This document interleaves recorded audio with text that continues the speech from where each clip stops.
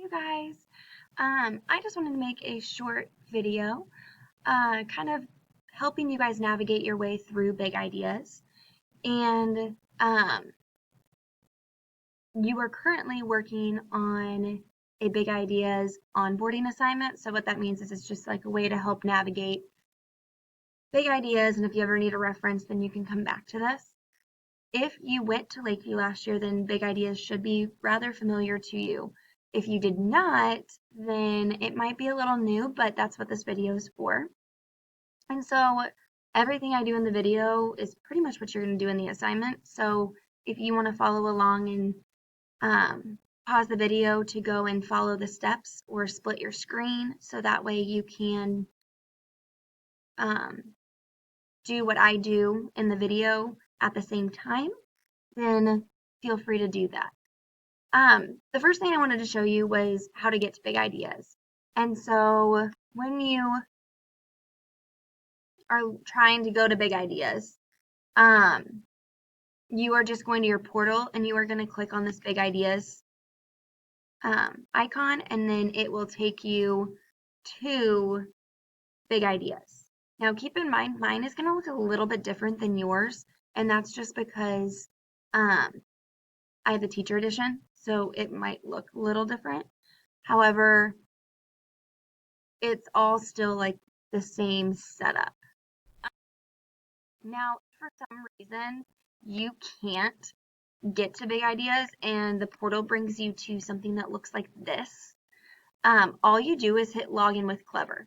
And once you hit login with Clever, then it will take you to big ideas.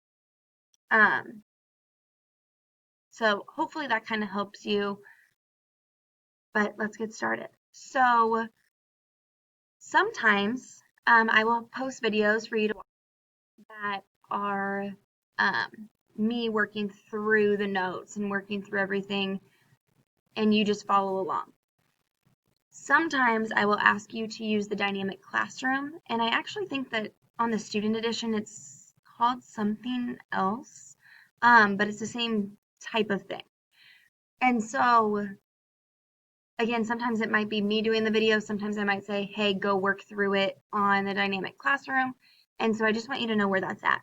So important thing, you guys have these like featured things here, but yours you might have to scroll down. They're typically in the bottom of your screen, or and it doesn't matter what textbook, you guys are this one.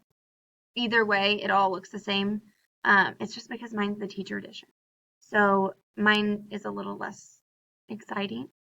So you still have all of these buttons, they're just located at the bottom of your page. I want you to click on the dynamic classroom. You can do it on your featured components, or you can click on, and then move this down. I always call it like a hamburger, I don't know why, but it's the 3 lines, and you get a drop down box, and you're going to click on the dynamic classroom. And yours might say like student something. It's the same thing. It'll bring you to something that looks like this. And you're going to go to the menu. And I asked you on your assignment, it's the next slide, to take a picture of the 1.1. So you're going to click on 1.1. And so this is the lesson. So this is like the text, what it tells you, the chapter overview. Then there's a warm-up. So if I ever ask you guys to work through the dynamic classroom, this is what I'm saying. So you're going to do the warm-up, and here's that. Then you just like keep on moving and chugging along through this side section here. And there's videos for you. There's definitions. You can have, you click this button here, it reads it aloud to you. It's actually really cool. So you just would work through the side of that section on that dynamic classroom or the student edition or whatever it's called on yours. But yeah, so this is all that and it shows you how to do it. And so I want you to take a picture. So I want you to click back up and hit start. And then now I want you to get your snippet tool. And I want you to take a screenshot of the warm-up. Actually, I want you to get that 1.1 in there. So let's make sure we do that. Make sure it says 1.1 rational numbers just so that I can see that you got to it. And then we're going to paste that into our assignment. This is the assignment that I was referring to. Page 2 is kind of where you found this video. And then page 3, it says once you get to lesson 1.1, use your snipping tool to take a picture of your screen and copy that picture and paste it below. So we're just going to paste that picture we just took. Maybe it'll let me. There we go.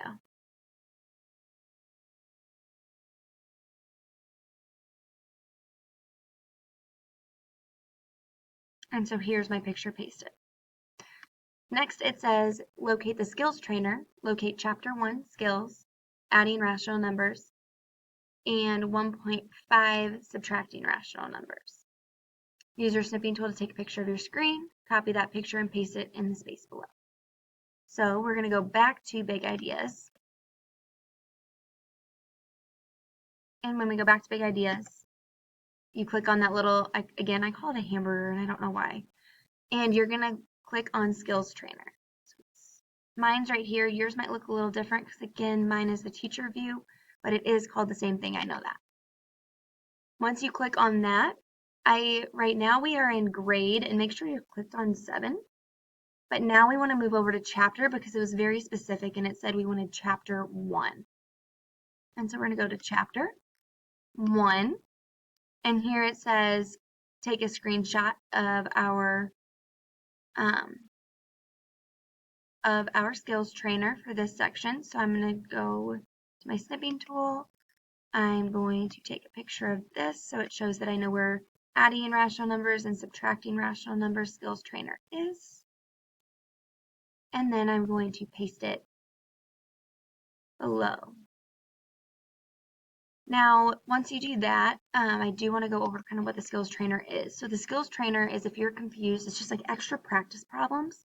And then it kind of tells you where you're messing up. It allows you to see different videos that could help you out.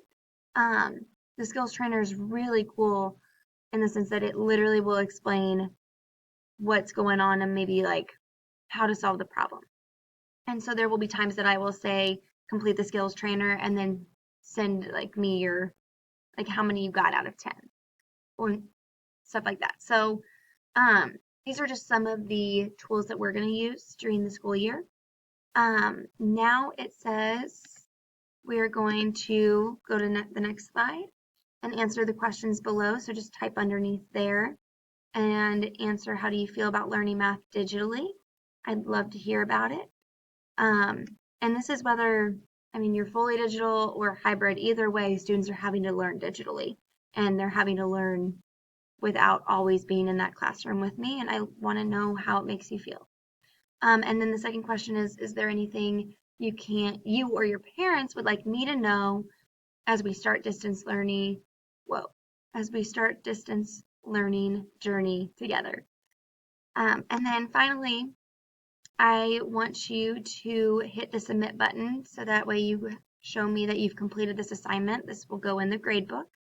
And if you're having trouble getting through this, just send me an email and I'd love to help.